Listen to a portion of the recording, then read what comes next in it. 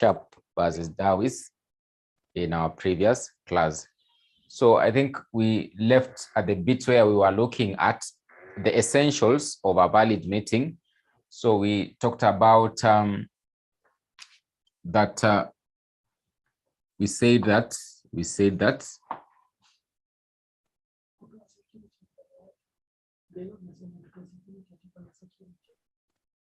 economic security.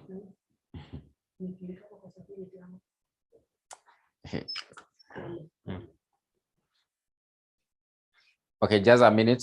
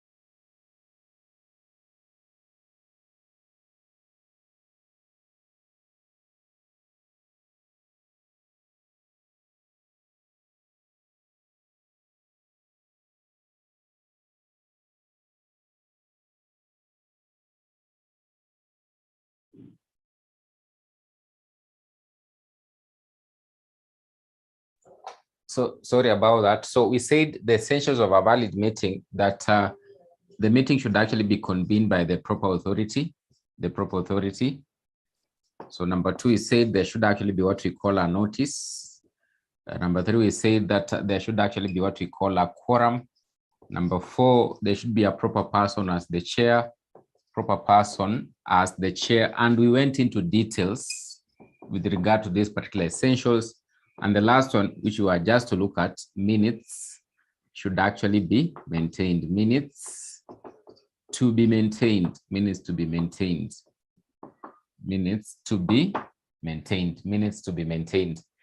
So I think we looked at in deeper details with regard to these particular essentials.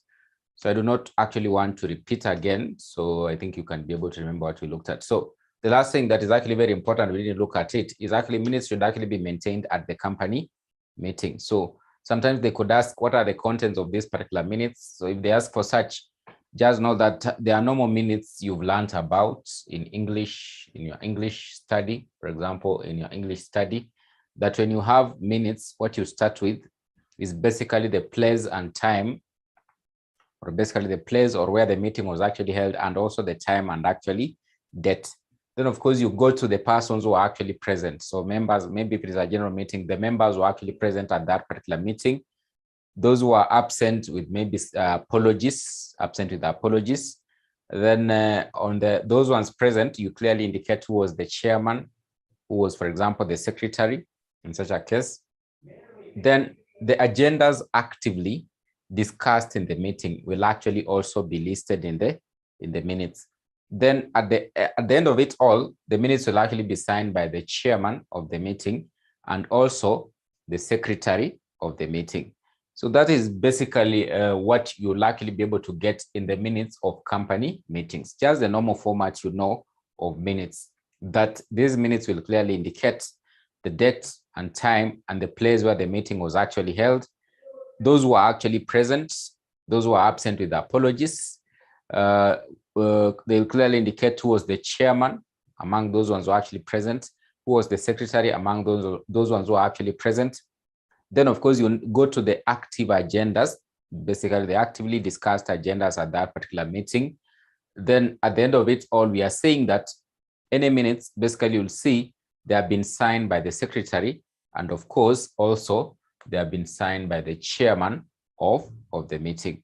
So that's basically what you need to be able to know about with regard to the minutes of the meeting. So we can look at the types of meetings that we can actually have in a company, the types of meetings we can actually be able to have in a company.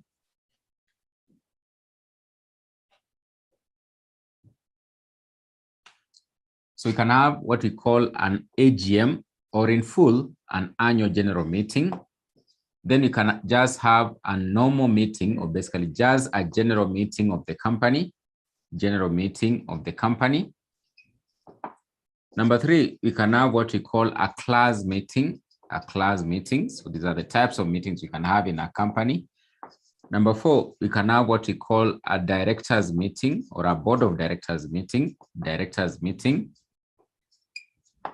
Number 5, we can have, for example, a creditors meeting in a company, a creditors meeting in a company. These are some of the types of meetings that you are likely to have, or probably can actually be held in a company.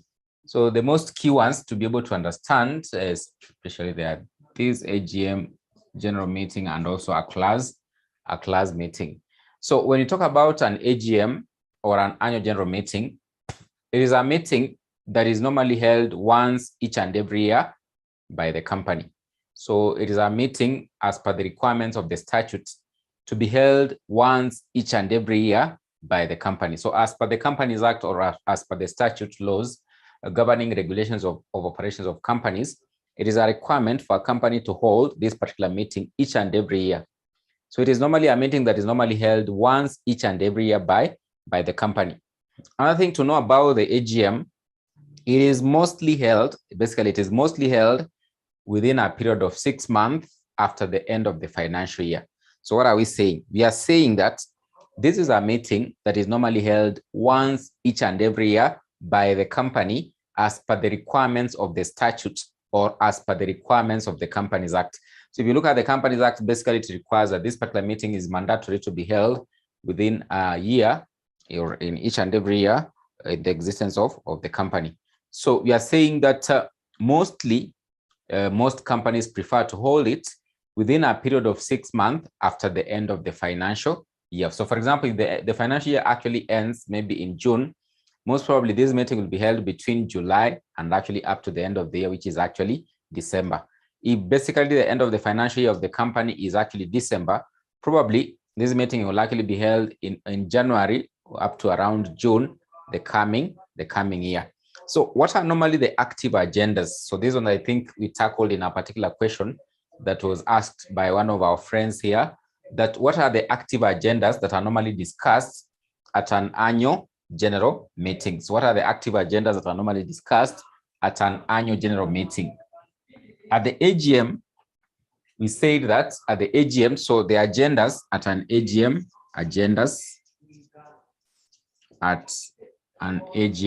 the agendas at an AGM. So number 1 is approval of the proposed dividends of the company, So there will be that particular approval of the proposed dividends of the company. There'll be the appointments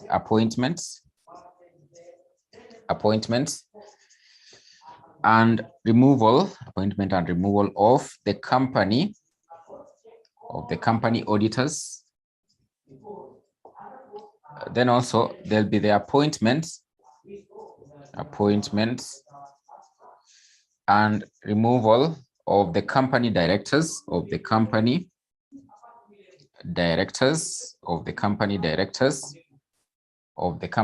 we're saying approval of the proposed dividends of the company, appointment and removal of the company auditors, appointment and removal of the company directors.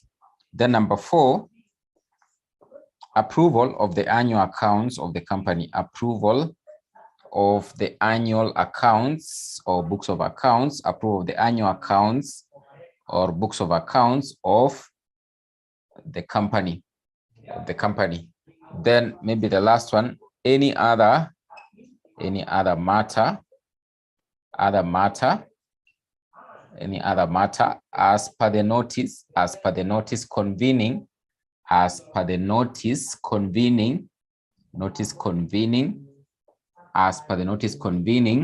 the annual general meeting. So they can discuss any other matter so long as it was actually basically among those particular agendas that were listed in the notice sent out by the company, So these are the agendas that will take place at an annual general meeting of the company, that the dividends of the company will simply be proposed by the directors of the company. That's what we are saying. Mostly it is normally held within a period of 6 months after the end of the financial year, because after the end of the financial year, the directors have actually been able to prepare the books of accounts, and therefore they can be able to tell which amount of dividends can be paid to the members of the company. So they'll propose from what they have actually been able to realize as maybe profits of the company. So after that, basically, they'll present it to the members of the company, the key stakeholders, who are actually basically the owners of the company, at an AGM. That's where basically now these particular dividends will actually be approved. So after that, the dividends can be paid to the members of the company. So dividends will most obviously be paid after an AGM has actually been held. So after the approval has actually happened at the annual general meeting. So appointment and removal of the company auditors. So the auditor will basically serve up to the end of the financial year and basically audit the books of accounts and present them to the members of the company. So who are the key stakeholders? So he safeguards the interest of these persons we are calling members of the company. So if the members deem fit that this auditor can actually continue to maybe carry on with these duties, or they can actually decide basically to appoint another person and remove this particular auditor. So it will likely only happen at the annual general meeting. So members are the key persons who will actually be able, who have the rightful mandate to appoint an auditor in a company. So you'll discover this when we'll be looking at the topic of auditors, which we are almost going to cover. Maybe after 2 or 3 topics, we'll basically be looking at auditors in a company. You'll be able to understand who is an auditor of the company, and basically how does the appointment of an auditor actually happen in a company. So you'll see the key persons, or the key persons who are supposed to appoint an auditor in a company. The mandate basically normally lies squarely with the members of the company. So maybe due to certain circumstances, maybe can be appointed in an acting capacity, maybe by the directors of the company. Then appointment and removal of directors. So the members also have a key say. So they are the persons who have the rightful mandate to appoint the directors of the company. And normally it actually happens at the AGM.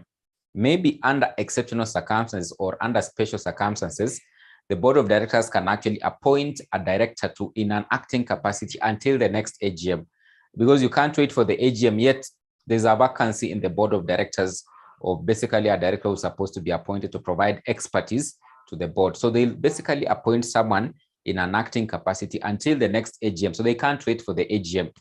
So it might take a long period of time, because this is only a meeting that happens once each and every year.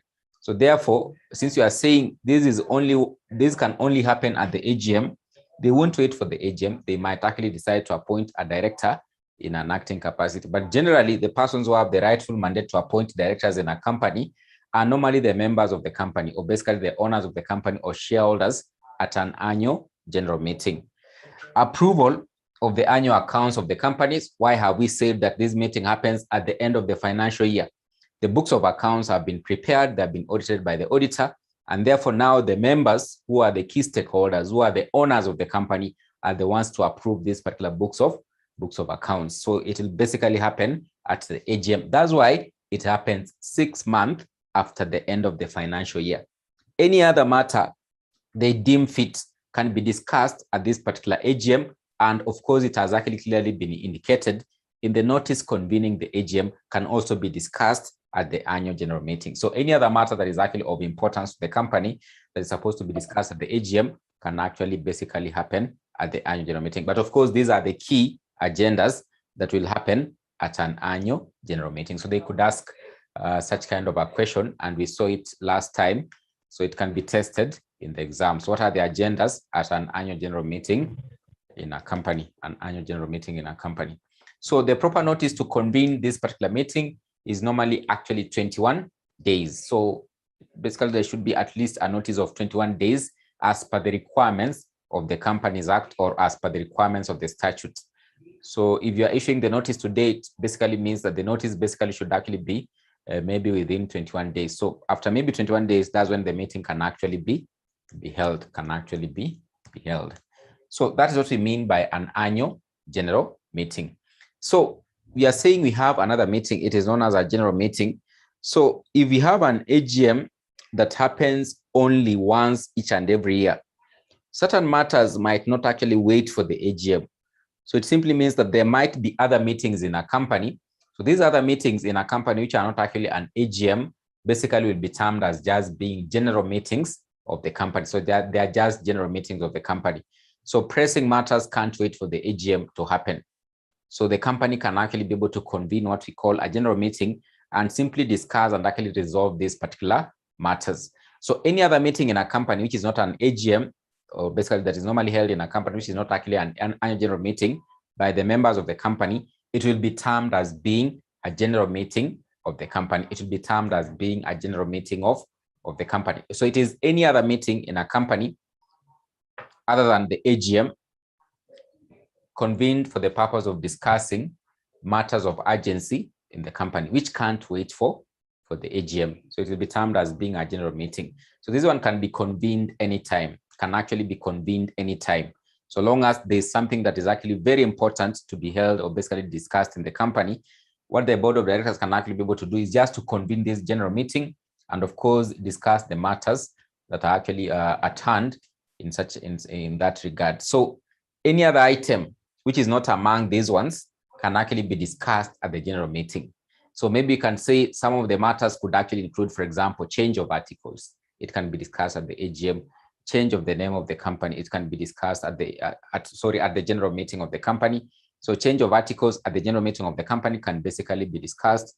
Reduction of share capital can actually be discussed at the general meeting of the company. So long as it is any other matter concerning the company, which is not among these ones, can basically be resolved at the general meeting of the company. We can talk about share capital reduction, change of name, change of articles, change of the memorandum of association. We can be able to talk about petitioning, or basically seeking for a petition to basically recommend for the liquidation of the company by the members. It can happen at a general meeting of the company.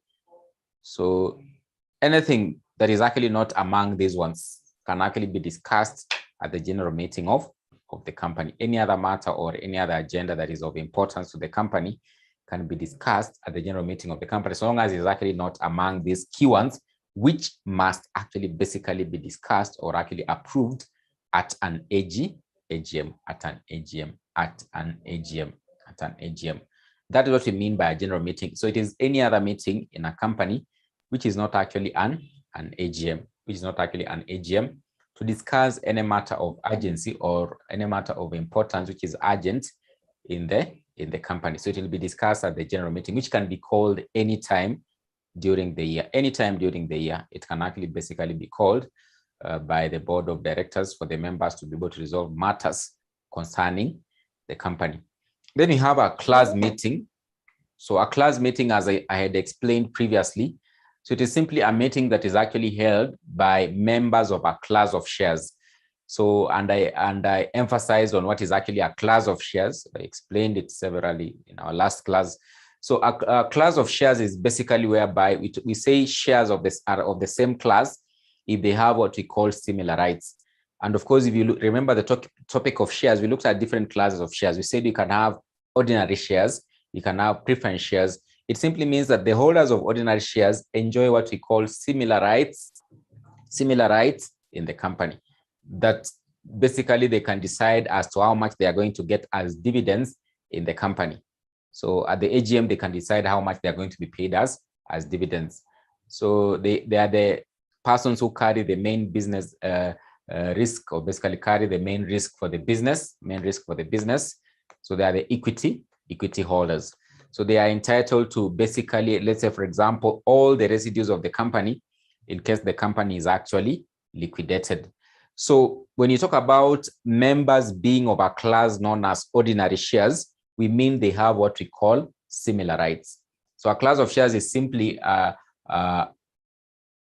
it is simply where we are talking about a class of shares is simply where we are talking about those shares having what we call similar rights. So shares that have similar rights will be of the same class. If it is preference shares, the holders of these particular shares will have what we call similar rights. So when we talk about a class meeting, it simply means that it is a meeting, let's say, for example, that has been held by all the ordinary shareholders of the company. So they have not actually involved the other shareholders in other classes, like maybe, let's say, for example, preference shares. So if those members who hold preference shares in a company hold a meeting, it will be termed as being a class meeting. So mostly they might hold a class meeting, and maybe their key agenda could actually basically be to vary the rights of the members of that class of shares, because you are seeing they enjoy similar rights. So sometimes the rights can actually be varied by the company, and the company can't just vary the rights without having consulted these members of this class of shares. Or in short, they have to ensure that the company has to ensure that the members of that class of shares have been able to approve of the variation, have actually been able to approve of the variation. So when you talk about variation of class rights, so it is important also you understand it, because you are saying it can happen at a class meeting. It can happen at a class meeting. It can happen at a class meeting. Variation of class rights. Variation of class rights. It can happen at a class meeting. It can happen at a class meeting. So variation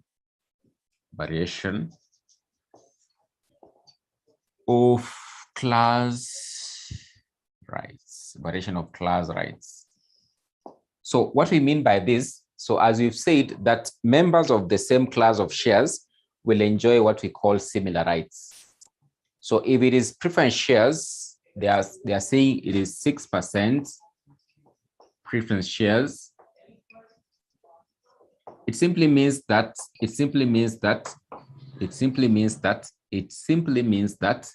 these members of class of shares can enjoy dividends at a rate of 6%.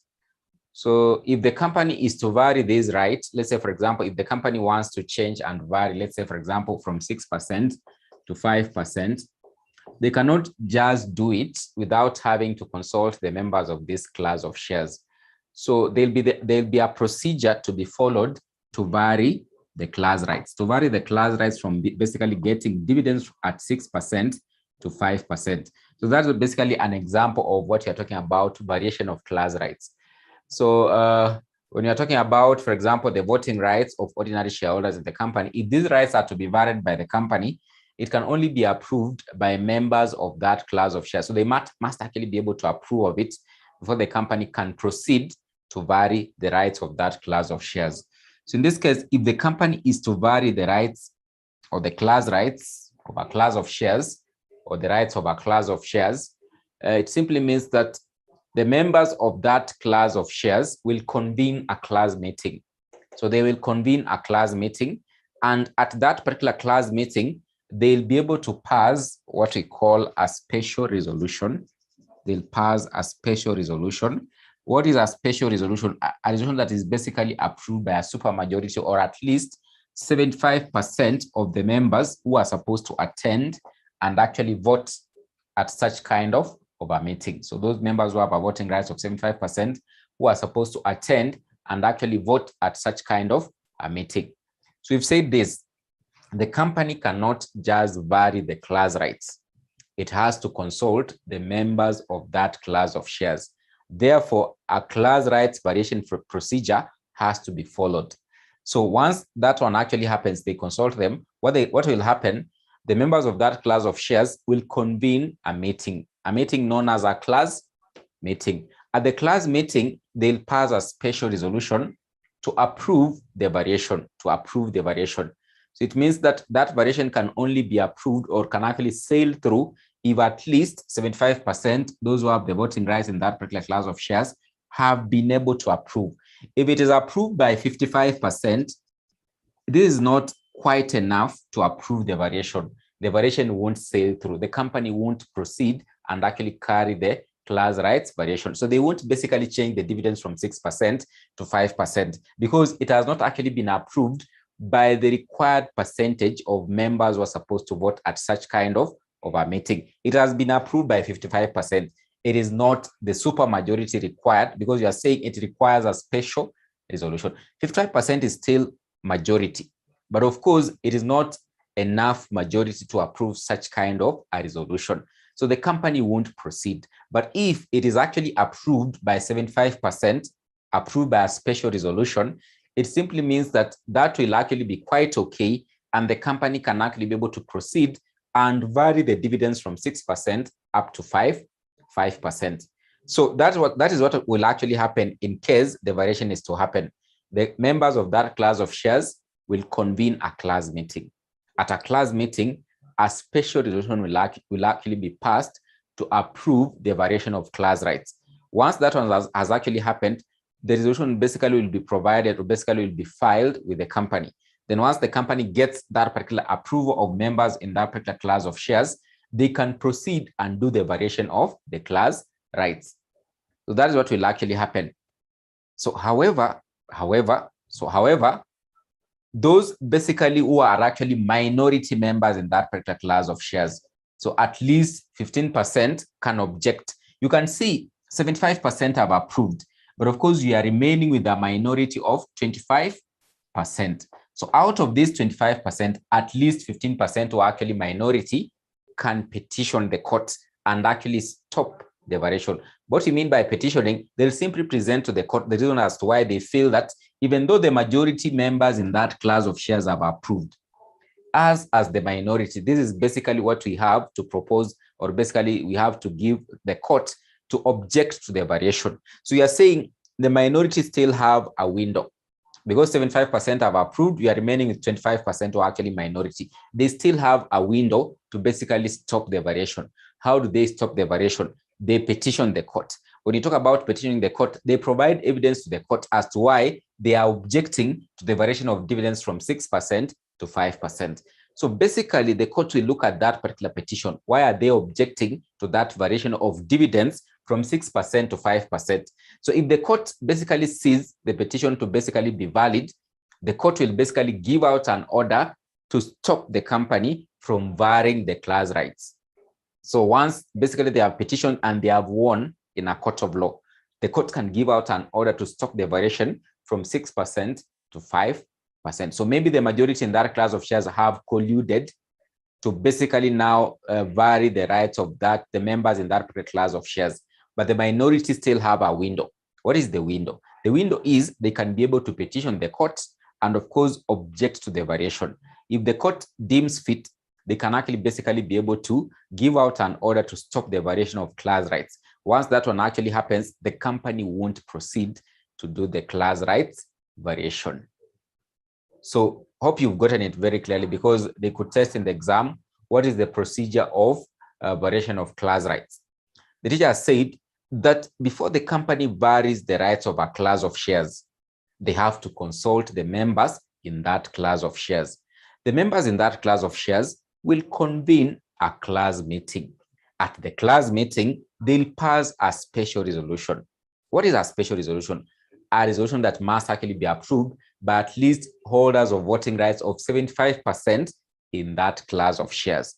Once that one has actually happened, the resolution will basically be presented to the company, and the company can actually be able to proceed and do the variation of class rights in that class of shares.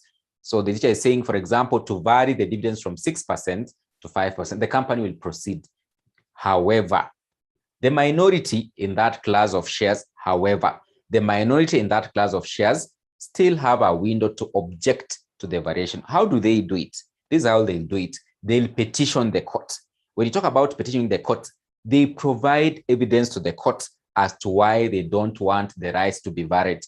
If these reasons they give the court are valid, the court basically will object, or basically will give out an order the company not to proceed with the variation of class rights. If that one actually happens, it simply means that the minority in that class of shares have won, and therefore the court won't reduce the dividends from 6% to 5%.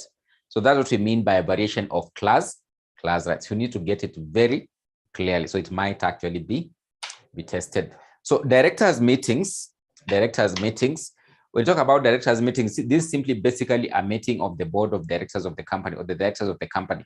So they can meet regularly to discuss matters concerning the management of the company. So they have been put there, they have been given the mandate, they have been put there, or they have been given the mandates by the shareholders to manage the company on behalf of the owners or the shareholders of the company.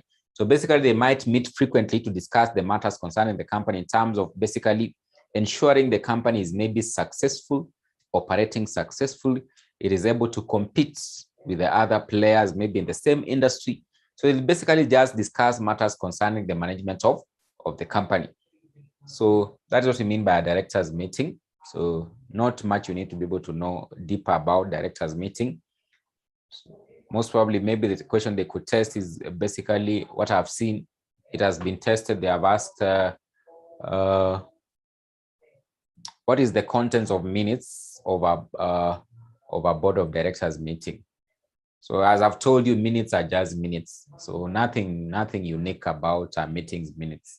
Even in a directors meeting, they'll just basically indicate the meeting was held in the boardroom of the company on this particular date at this particular time. The directors present were these ones. Those absent with apologies were these ones. The active agendas discussed in the board of directors meeting were these ones. There is nothing unique about a meeting's minutes. Basically, minutes are just the same, whichever kind of meeting. So that format you just learned in English will basically will be applied everywhere, even in basically like a CHAMA meeting. Nothing unique. So it will just be the same. The meeting of the CHAMA was held, even if it is a wedding meeting. The meeting of the wedding was actually preparing for the wedding, or the wedding committee was actually held at this particular building, room number this, on this particular date. Those present were these ones. These absent apologies were these ones. Agendas. Number one, it was actually contributions. So you discuss about contributions. You discuss about how basically you'll be able to maybe get cars for the wedding. You discuss about where you'll basically get the gown, so the suits. So such kind of matters will basically be. So minutes are just minutes. Don't think that board of directors minutes are very unique. So if they ask for the contents of a board of directors meeting minutes, just indicate those ones. So where it was held, place and time, those present, those absent with apologies, active agendas, and of course it will be signed by the chairman and the secretary of the meeting. Creditors meeting, it is a meeting of the creditors of the company. So most probably maybe they could meet to discuss matters concerning them as creditors, so whether they are being treated fairly by the company, or maybe basically they are meeting to propose that the company be liquidated, or they are going to basically meet and actually appoint a liquidator for the company, So we can look at resolutions that are normally passed in a company meeting. As I've told you, there are two major resolutions. So we can have an ordinary and a special resolution, an ordinary and a special resolution.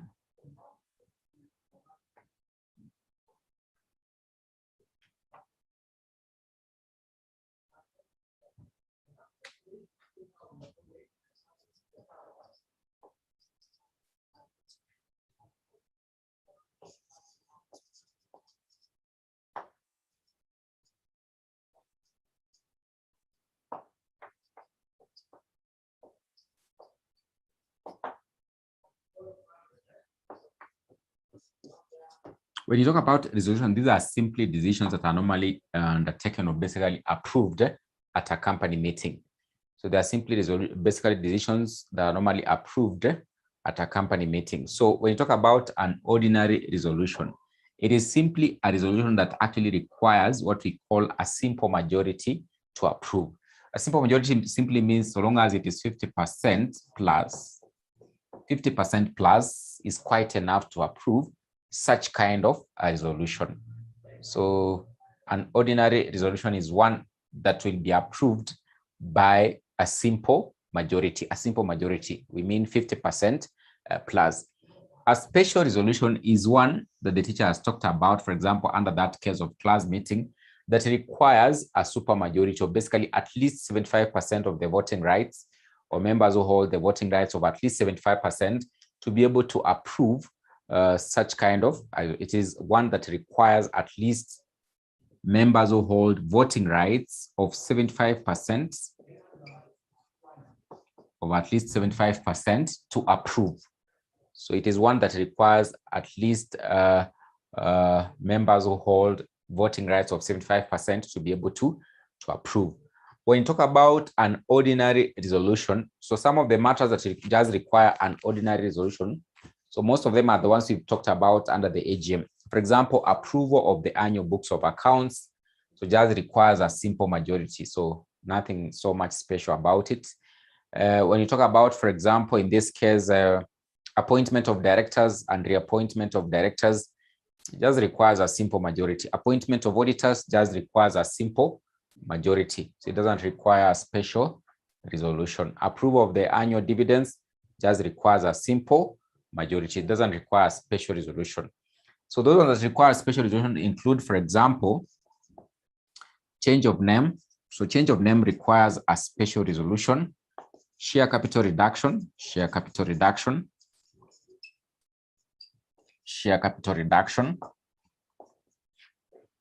We can be able to talk about change of articles of association, change of articles of association, change of memorandum of association, change of memorandum of association, change of memorandum of association. We can talk about mergers.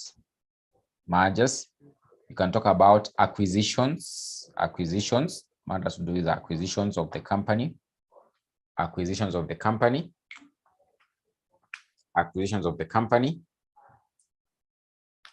winding up of the company. You can talk about winding up of the company or liquidation, winding up or liquidation, winding up or liquidation, winding up or liquidation, winding up or liquidation.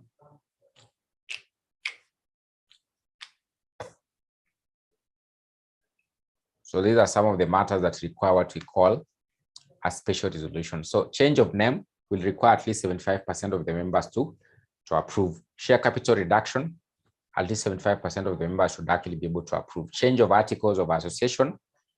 So when I mention articles at this particular point, you should actually be understanding what is an articles of association. It is simply the constitution of the company, or basically a document containing the rules that actually govern the internal affairs of the company. It is known as the articles of association.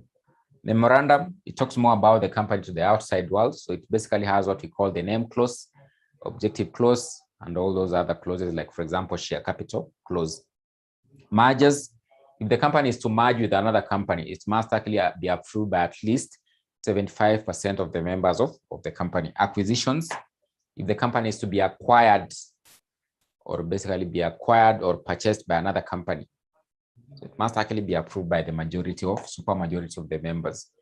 If the company is to be liquidated or be wound up, so at least it should actually be approved by the super majority of the members of the company. If the life of the company is to come to an end and it is going to be liquidated by the members of the company, so at least 75% who hold such kind of voting rights should actually be able to approve such kind of a resolution, such kind of a resolution, such kind of a resolution, such kind of a resolution.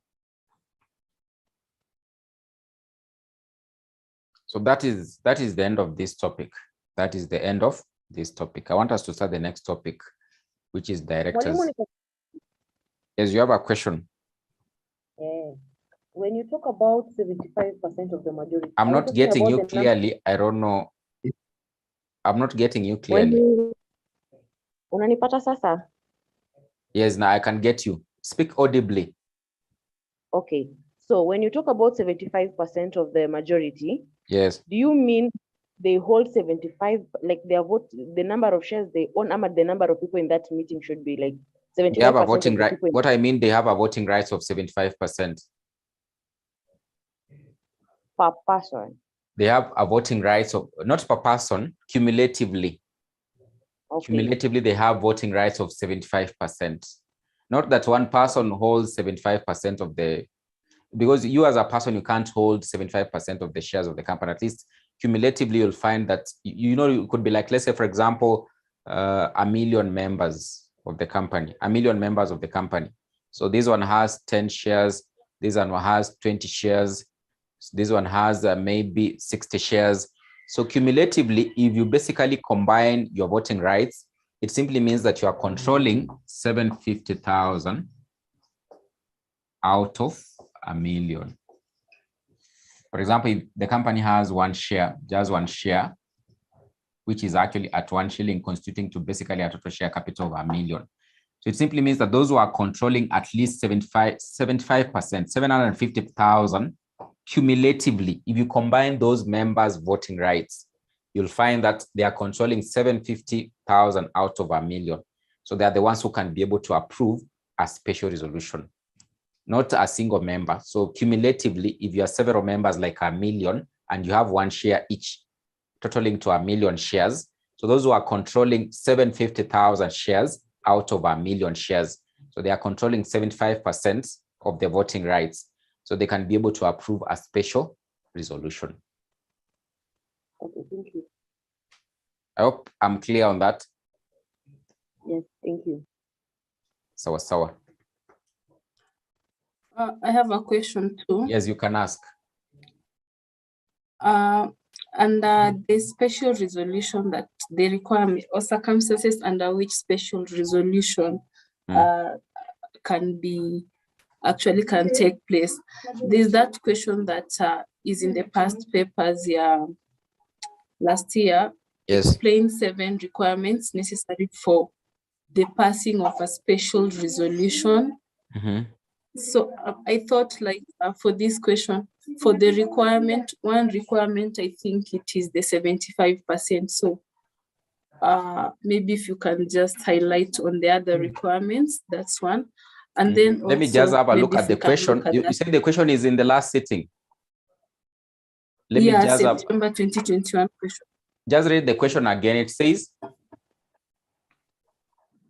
The question reads: Explain 7. Explain 7. Explain 7 requirements necessary for the passing of a special resolution in company meetings. Explain 7 requirements. 7 requirements for passing of a special resolution in a company meeting. Exactly. Explain 7 requirements for passing a special resolution in a company meeting. Let me just have a look at that particular question. Okay, thank you. Which sitting? Which sitting is that? They're saying it's the last sitting. Last sitting, yeah. Question 4. September 2021. Yeah.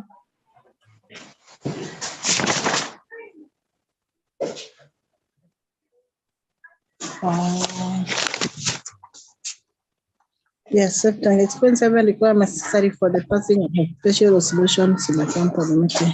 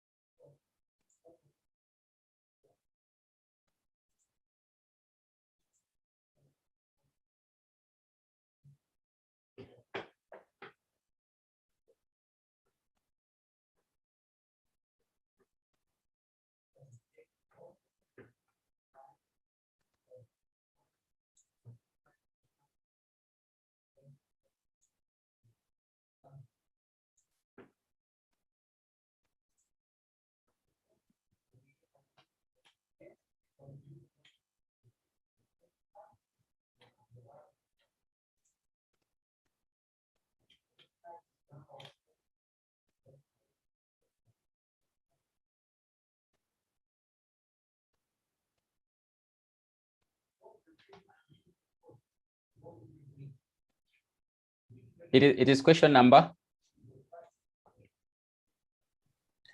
Question number 4B. question number 4B. Yeah. And also if we may look at C, part C of it. Sawa sawa.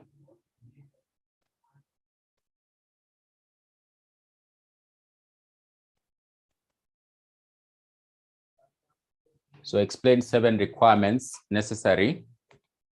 Explain 7 requirements necessary for the passing of a special resolution in company meetings. Explain 7 requirements necessary for the passing of a special resolution in company meetings.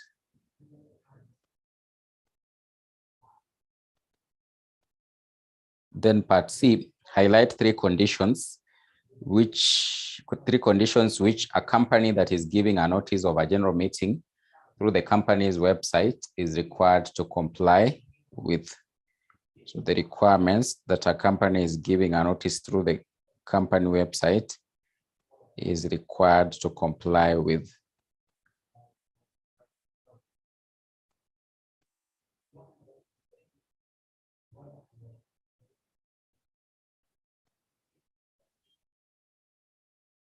So we can start with that part C. So part C, if the notice is to be given through the company website,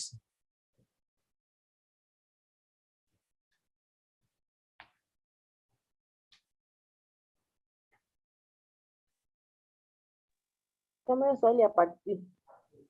you're saying? Read the question for that part C. So 7 requirements necessary for the passing of a special resolution. So number 1, so you can say, so the meeting should be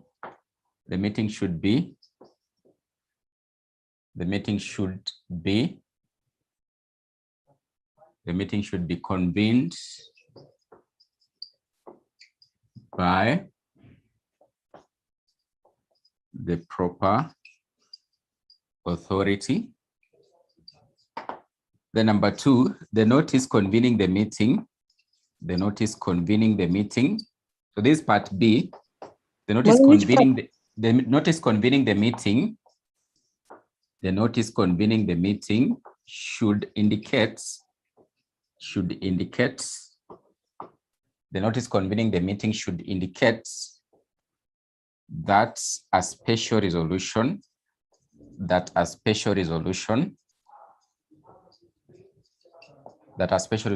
will be passed at the meeting,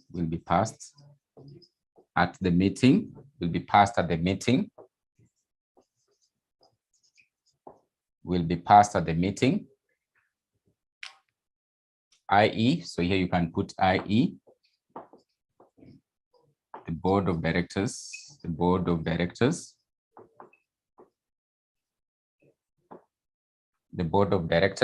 Then number 2, the notice convening the meeting. So in that notice that will convene that meeting to pass as a special resolution, it will clearly be indicated that they'll be able to pass a special resolution,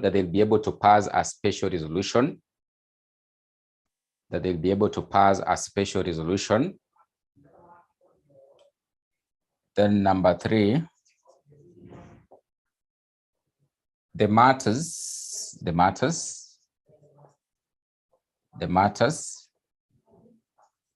that can be discussed,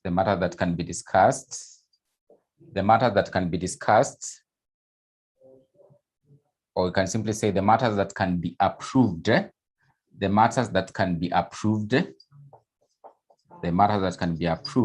by the special resolution, include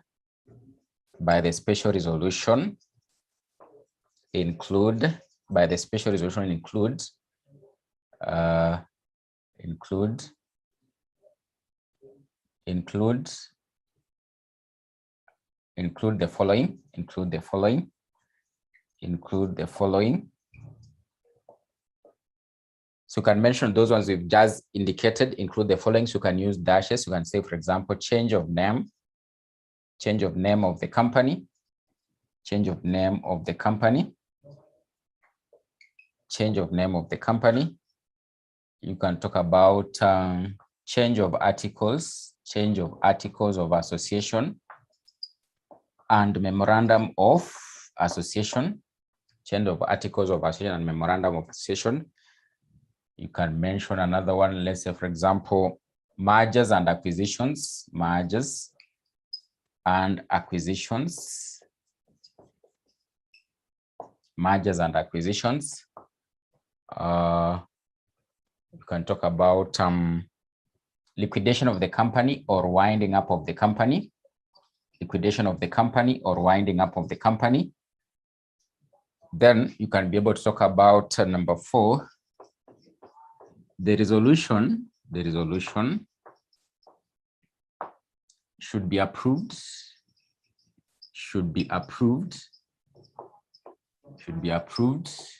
by members holding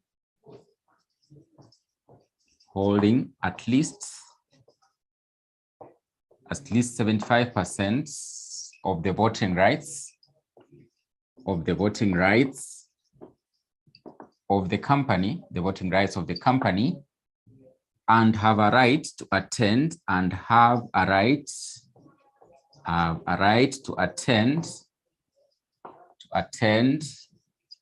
such kind of a meeting,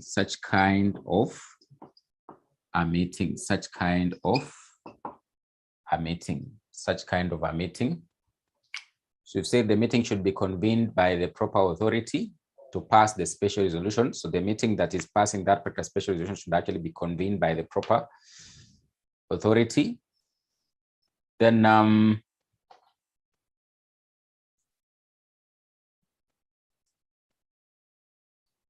the notice convening the meeting should indicate that a special resolution will be passed or basically approved at the meeting. Then the matters to be approved. Excuse me, Molly. Yes. Are you answering part B or part C? It's part B. Okay. Part B. Then number 3, the matters that can be approved by the special resolution include, for example, the following. So we've indicated. Then we are saying that particular resolution should actually be approved by at least 75% of the voting rights or members holding the voting rights. So at least 75% of the voting rights of the company, members holding by at least members holding, approved by members holding at least 75% of the voting rights of the company and have a right to attend such kind of a meeting,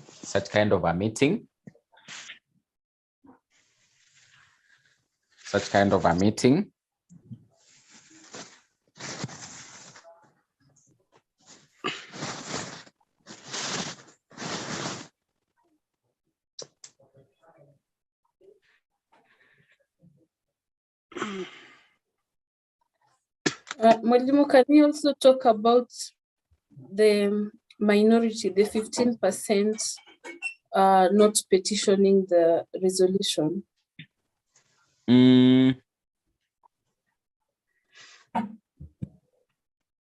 So the 15% not petitioning the resolution.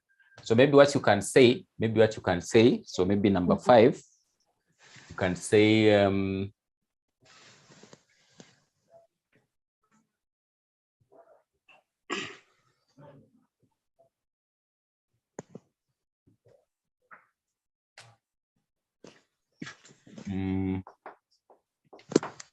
so maybe what you can be able to say, if it is a class meeting, so it should clearly indicate if it is a class meeting, if it is a class meeting,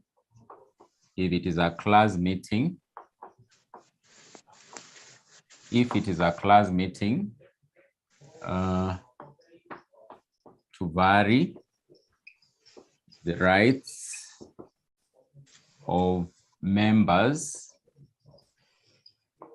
if it is a class meeting to vary the rights of members of a class of shares,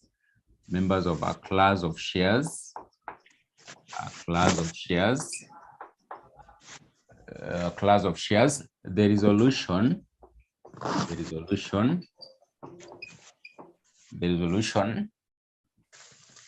should be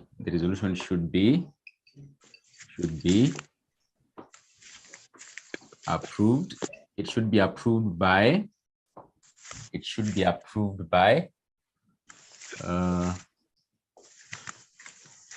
at least members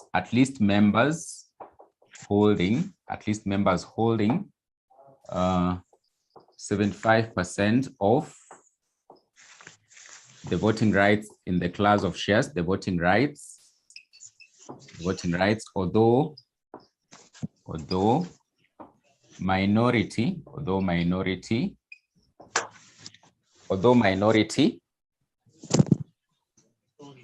don't know if you've been able to write this one. Although minority, you can say although minority members holding at least 15% of the voting rights can petition the court to object to the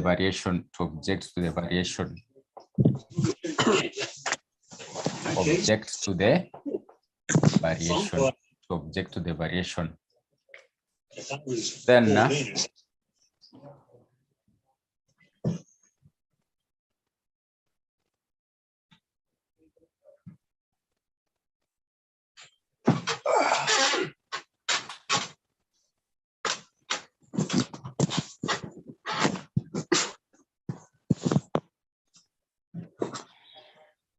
was risky.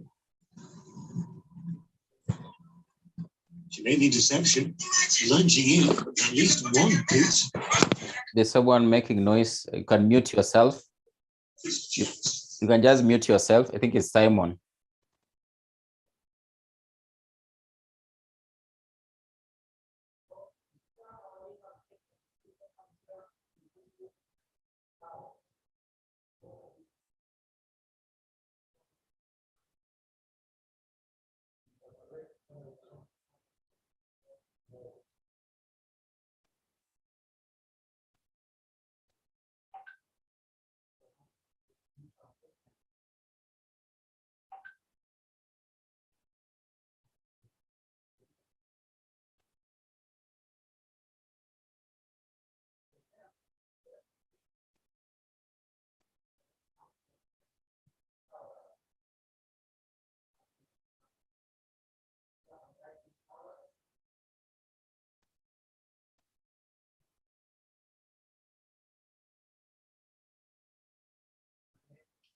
So maybe the other points we'll be able to check. So I'll check in the Companies Act. And I think I'll be able to inform you more points. So maybe that can actually be able to score up to 7 marks because the question requires 7 of them. So maybe I'll check in the Companies Act of 2015 and I'll be able to inform you about the other points about a special resolution, So I think I'll check and I'll be able to let you know. So I'll check in the Companies Act of 2015. What are the other requirements with regard to a special resolution? Alternatively, in your free time, you can actually also be able to check before, maybe you can check before me, I check. So you can check the Companies Act, but I'll still check and actually be able to provide the other requirements with regard to special resolutions. Then the other question is talking about if the notice is basically, so the question is saying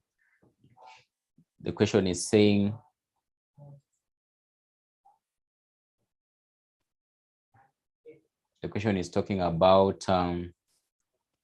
so highlight 3 conditions which the company that is giving a notice of a general meeting,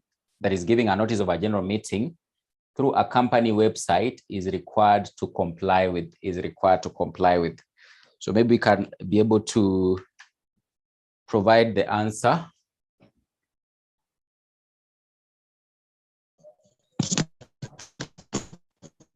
Kindly repeat the question. You're saying? I can't get you clearly. Repeat the question. You have said Or the question. conditions. Let me just Yes. maybe I can share on the screen.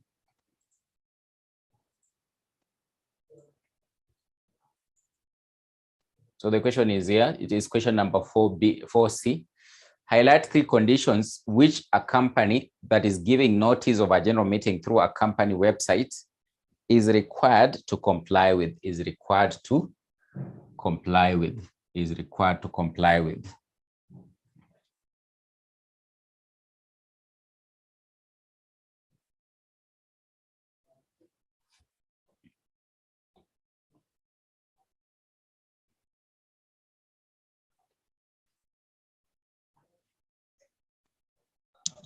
Okay, thank you.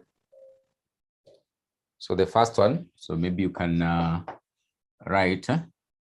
So you can say the notice should be of at least, the notice should be of at least 21 days as per the requirements, as per the Companies Act, as per the statutes, or the Companies Act, as per the statutes or the Companies Act. The number 2, the notice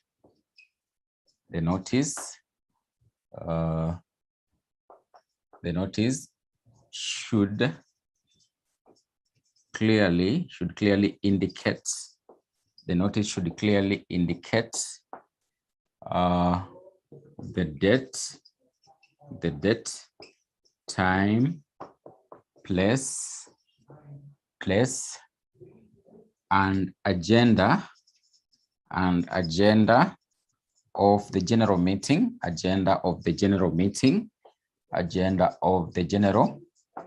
meeting, So the notice should clearly indicate the date, time, place, and agenda of the general meeting, Then the notice should be signed by an authorized director or the company secretary,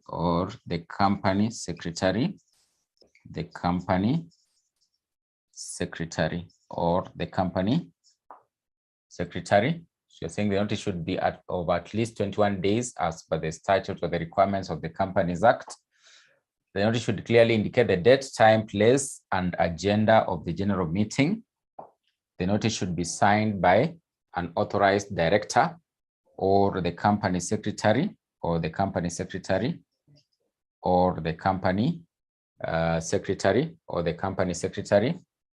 The next one, the notice, there's something I forgot to tell you about. The notice should be accompanied. The notice should be accompanied by a proxy form,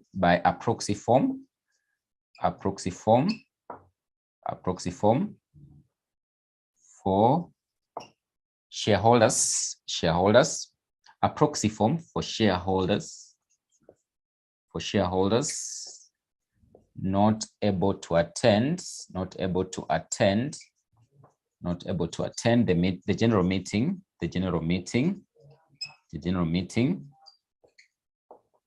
to appoint a representative,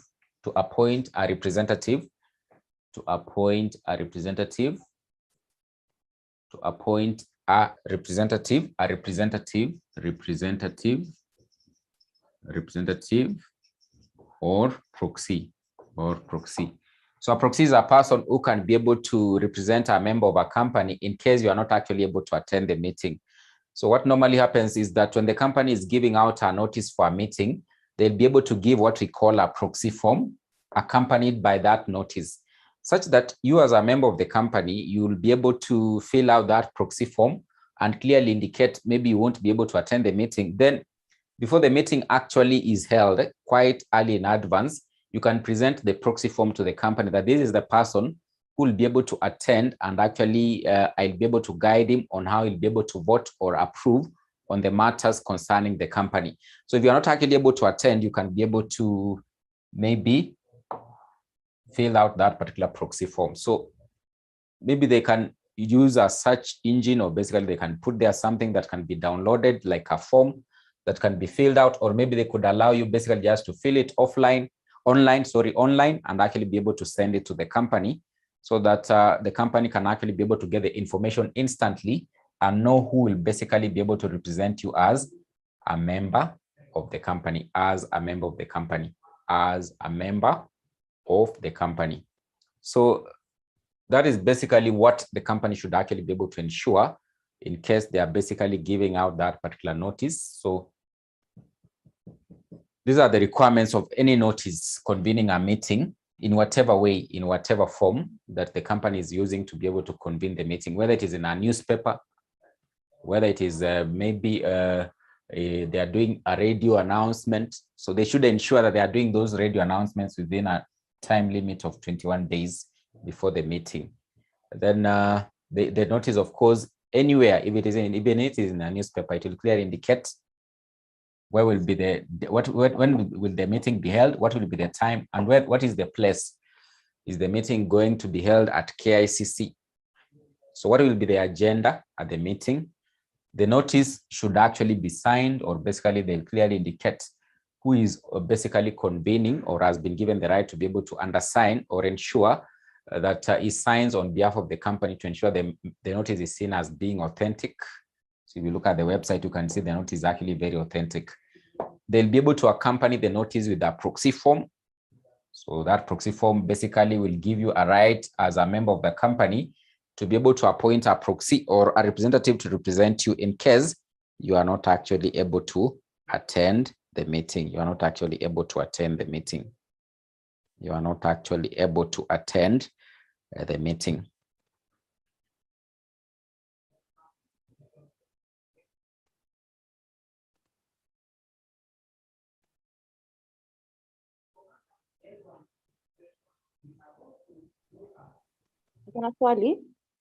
Yes, you have a question. You can ask.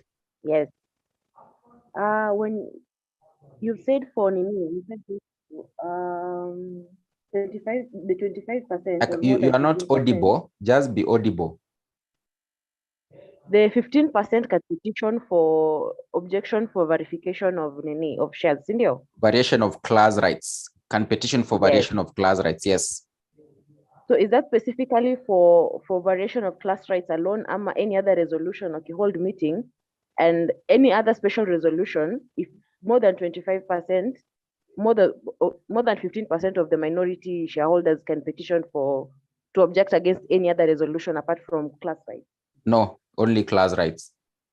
Okay, thank you. Only variation of class rights is when under the Companies Act it has been allowed that those minority members in that class of shares can basically object. But for example, for other matters which are not concerning class rights, for example, share capital reduction, so long as it has been approved by the majority, there is no window open for the minority to go to the court to object to the share capital reduction. There is no window for such. But only under class rights, so under variation of class rights, the members in that class of shares who are actually the minority, they're the ones who can actually be able to object. So it is actually only under variation of class rights. That's basically where now the minority have been given a right, at least 15%. So those who hold at least 15% can actually be able to object, can actually be able to object by petitioning, can actually be able to object by petitioning.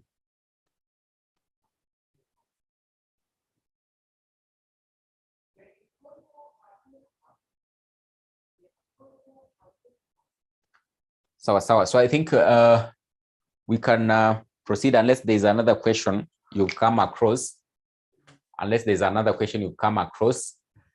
So for those requirements under special resolution, I think I'll check the Companies Act and see if there are any other requirements, any other requirements with regard to special resolutions, with regard to special resolutions, with regard to special resolutions, then I think I'll be able to communicate. I'll be able to communicate.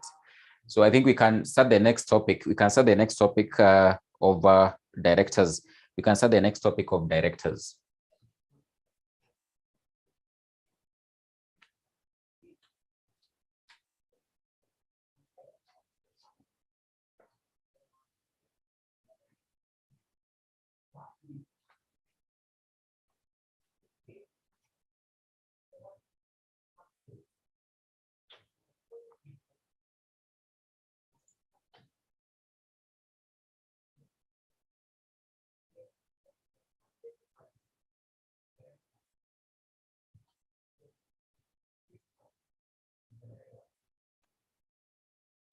So directors.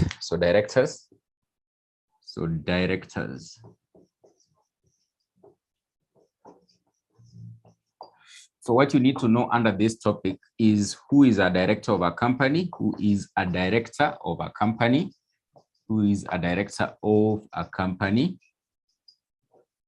who is a director of a company, then appointments of directors, appointments of directors, appointment of directors, then qualifications for appointments, qualifications for appointments, qualifications for appointments, then disqualification from office, disqualification from office as a director, disqualification from office as a director, from office as a director, disqualification from office as a director, then duties of a director, duties of a director. The other key thing to be able to know under this topic. Another thing is remuneration of a director, remuneration of a director, remuneration of a director. Then there's what we call compensation for loss of office. What happens in case a director is actually lost office unfairly? Compensation for loss of office, for loss of office, compensation for loss of office.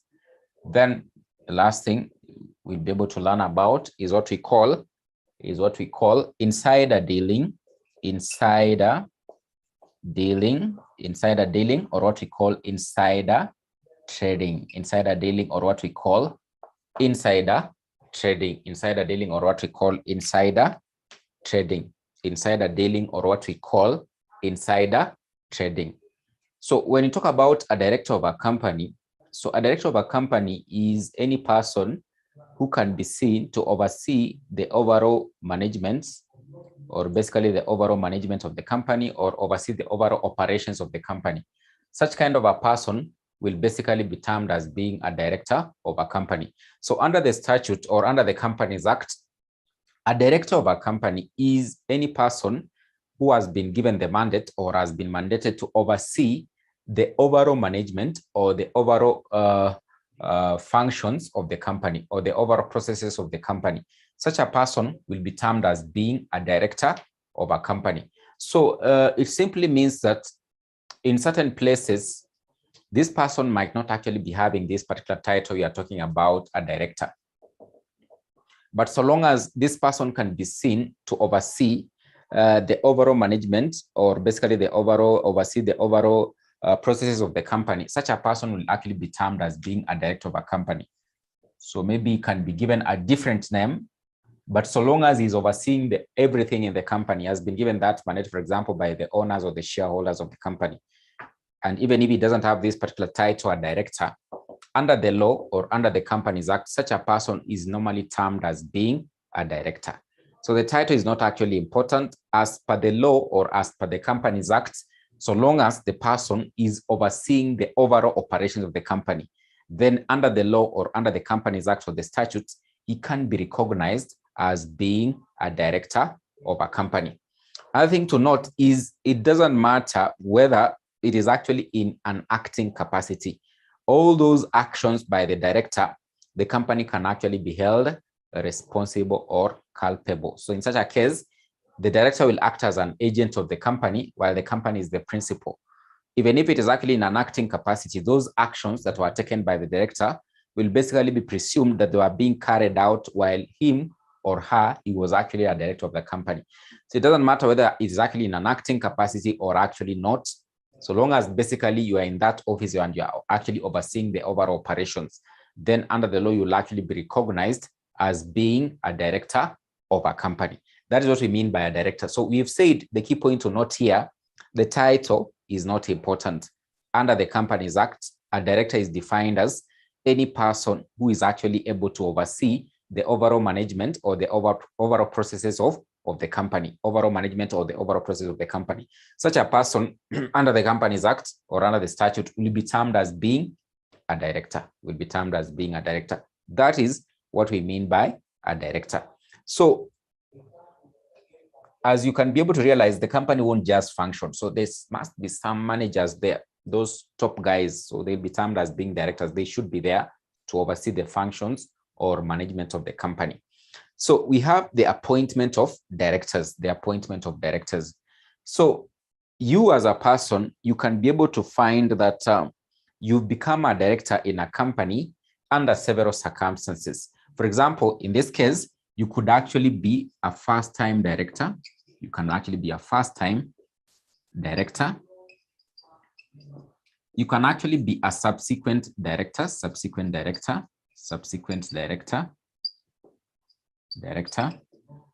You can actually be an, you can be able to say an associate director, an associate director. You can be an alternate director. You can be an alternate director.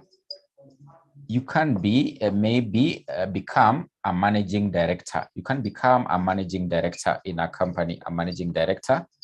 In other places, this person will be known as the chief executive officer, the chief executive officer. These are basically you can find yourself being a director of a company. What we mean by first-time director, for example, when you are looking at the topic of formation of companies, we say that the promoter of the company or the person forming the company will simply propose who will be the first-time directors of the company. Who will be the first-time directors of the company? Who will be the first-time directors of the company? So in such a case, on formation of the company, you can find out that you've basically been proposed to be the first-time director of the company. In this case, it simply means that you're actually appointed, like, for example, by the promoter of the company on formation of the company. Alternatively, you can become what we call a subsequent director. So these subsequent directors will actually be appointed at now that AGM we are talking about. Remember, on formation, there is no AGM that has actually happened. So it simply means that the promoter has to propose, because when you're registering the company, for example, if it is a private company, it is mandatory under the law, the company should have at least one director. If it is a public company, it should have at least 2 directors. So where will you find these directors? Yet the company has not actually even existed for a year to basically have an AGM. You must actually be able to propose as the promoter of the company. So in this case, they'll propose Kezia as the first-time director. So that's how Kezia will become a director of a company. Then subsequently, what will happen in the company, now the company is actually in existence, has been formed. Subsequently, they'll hold an AGM and of course decide that maybe Kezia can continue to serve as a director, or they can remove Kezia from actually being the director of the company. So what normally happens, or what we normally say, the persons who have the rightful mandate to appoint a director in a company are the members of the company. But of course, you can see under that particular circumstance on formation, the AGM has not actually been held. It simply means that this particular director can actually be appointed by the promoter. So the members will take their rightful mandates as per the Companies Act to appoint directors at the first AGM, or they'll appoint what we call subsequent directors of the company, subsequent directors of the company. So subsequently, basically, it simply means that now at each and every AGM, the members have to either appoint or maybe remove some directors, or maybe reappoint other directors on another term to be able to continue to serve as directors of the company. Then we have an associate director. An associate director is simply a director of the company who doesn't actually engage in full-time service with regard to the operations of the company or management of the company. So he's not actually always there to basically oversee what is actually happening in the company. But for him, it is simply to represent the interests of certain parties on the board of directors. So in this case, if we choose, for example, a company like Safaricom, Safaricom has key investors or key stakeholders. The government of Kenya has an interest in Safaricom. Vodacom as a company has an interest in Safaricom. Maybe Vodafone also has an interest in Safaricom. So you might find that Vodafone has actually been able to appoint a director to serve on the board of directors of Safaricom. This guy is basically just representing the interest of Vodafone as a company.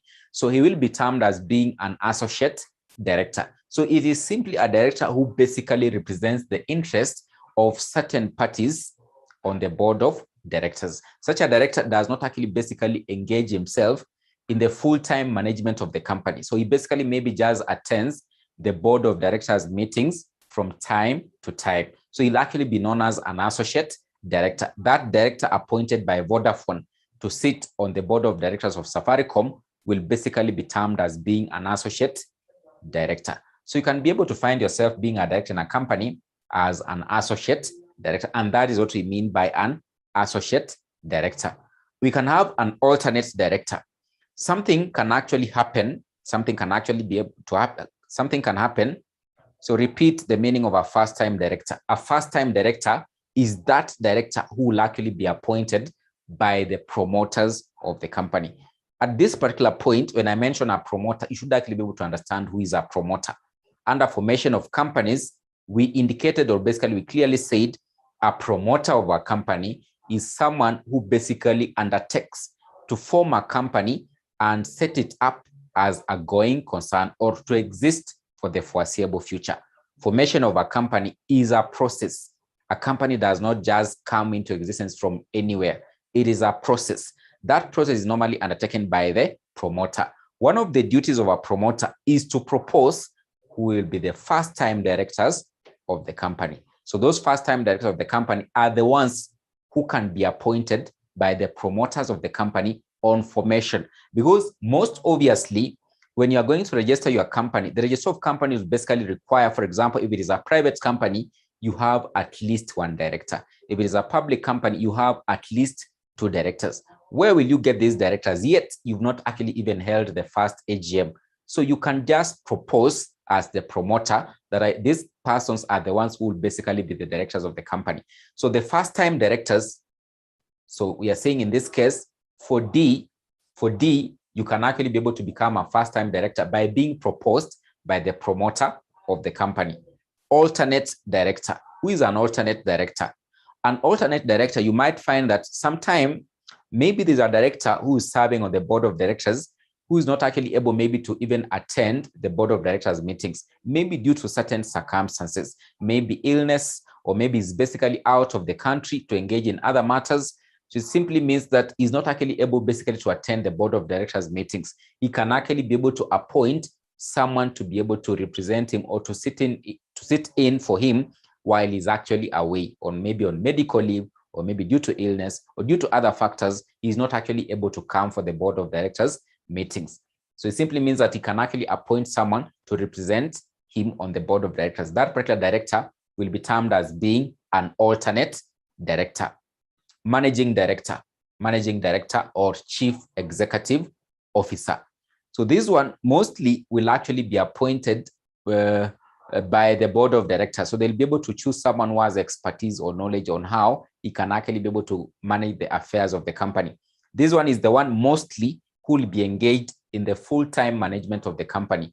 So that's why in most company structures, you'll see at the top, there's the board of directors. Then there's a link here, an MD. Then down here, you'll find, for example, financial managers, human resource managers, marketing managers. So you'll basically just sit under the managing director. So he'll simply act as a link between the company's operations and, of course, the board of directors. So he'll be able to sit on the board of directors and, of course, maybe get the strategies the board is basically coming up for the company to be implemented. Then he's basically sent out in the company now to implement the strategies as the managing director. So he'll still basically sit on the board of directors as one of the directors of the company and act as a link between the board of directors and the company itself. In other places, he's not known as a managing director. They'll call him a chief executive officer. So this is basically how you can become or find yourself being a director in a company. Those are some of the ways of how you can become a director in a company, in a company.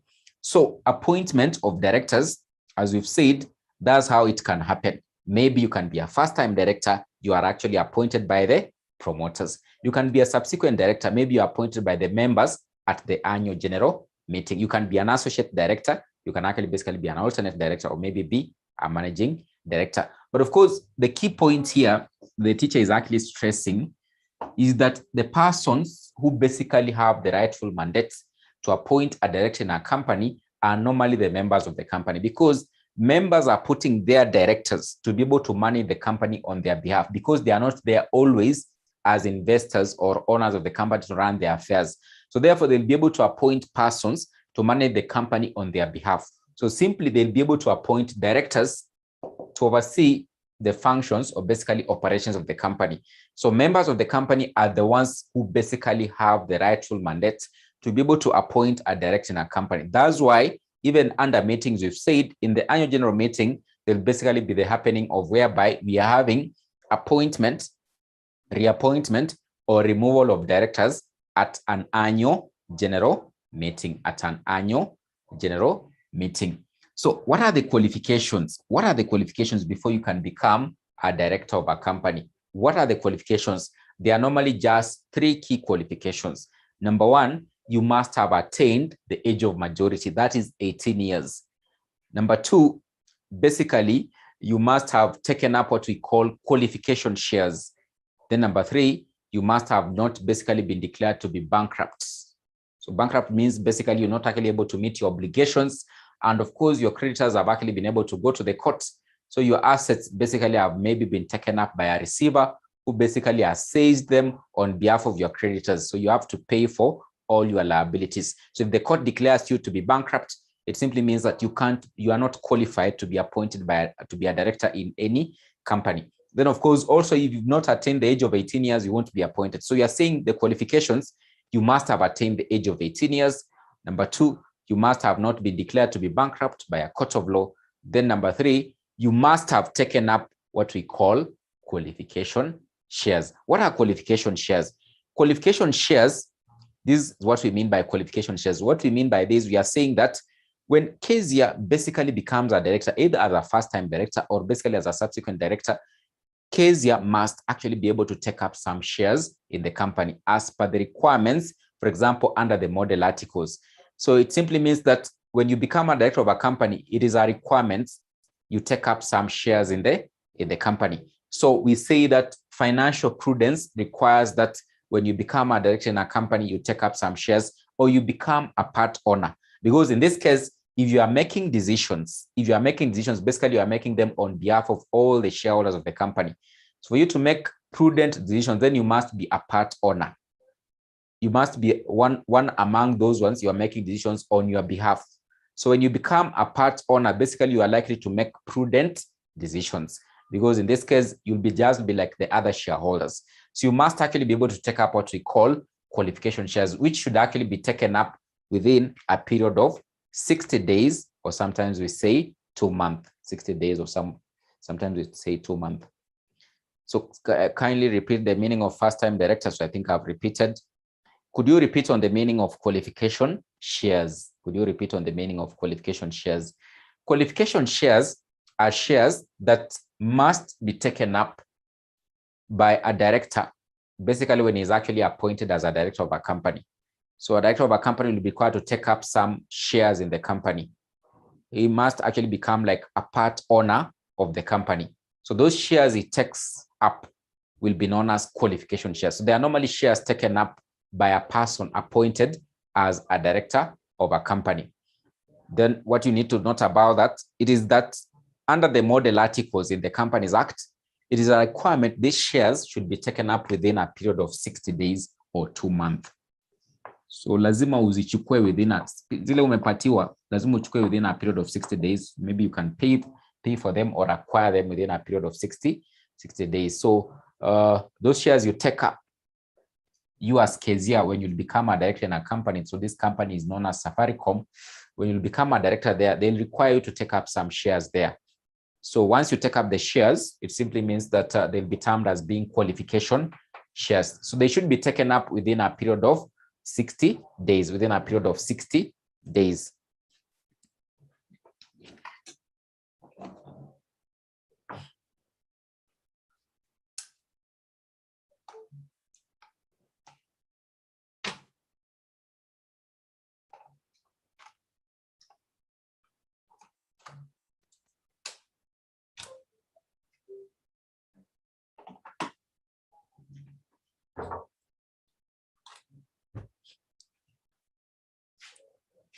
So that's what we mean by qualification shares. So if you look at those particular requirements, so education is not actually a major requirement for you to be appointed a director, but of course, some directors, basically they require some form of expertise or maybe some experience you've served elsewhere before you can actually be appointed to be such kind of a director, especially this one, managing director. So the managing director of Safaricom, he has worked for very key companies across the world. So they look for expertise sometime before they can actually appoint you to become maybe a certain director, because in this case, they just want you to bring in expertise on the board of directors. But of course, education as per the Companies Act, it is not a major requirement for you to be appointed as a director of a company. So even when you are seeking for registration of a company, if you want to become a director, they won't ask you that what is your level of education. It is not important for you to become a director in a company. So they are just those three.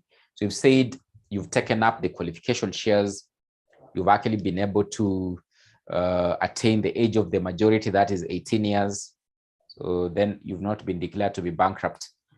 So because you'd basically now be a great person or a good person to qualify as being a director of a company, as being a director of a company, as being a director of a company. So I would wish to end there the class for today. So next time we'll actually be able to wind up on this particular topic of directors.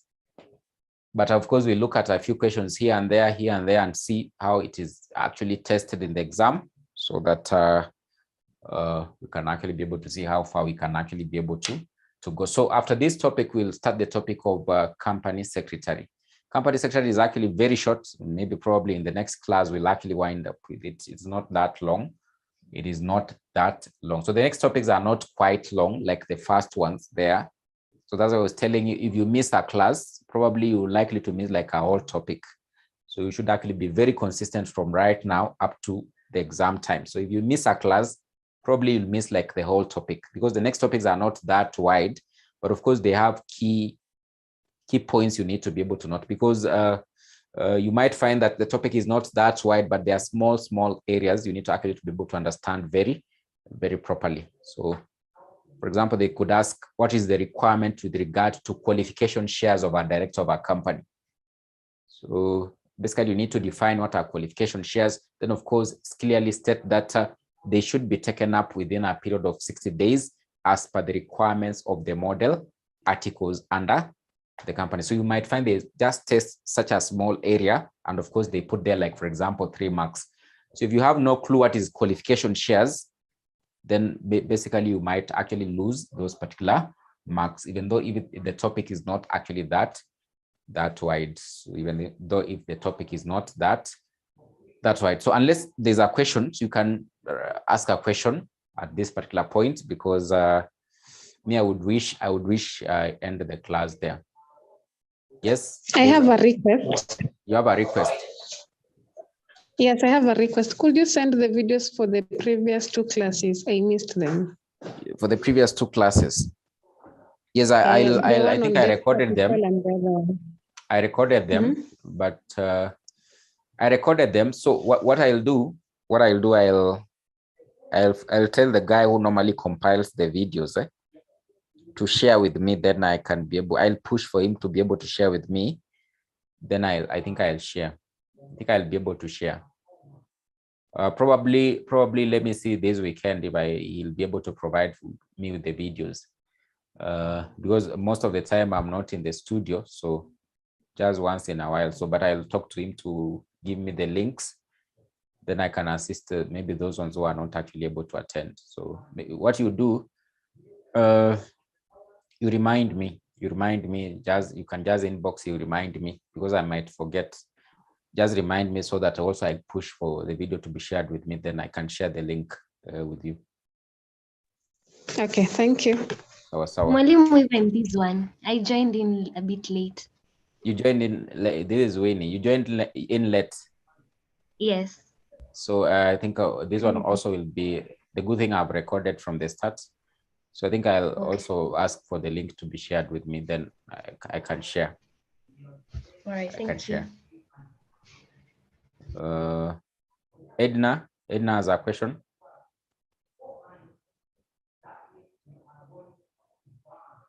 So I don't know if there's any other question or any other concern. I think we can end there the class. We'll meet next week on Wednesday. We'll meet next week on Wednesday. As I told you, the target is to finish this syllabus before the end of this month. By end of this month, then like 2 weeks of December, we'll just do revision and prepare for the exam. So I wish you a good night and we'll meet next time. Thank you. Thank you. Thanks. Good night, sir.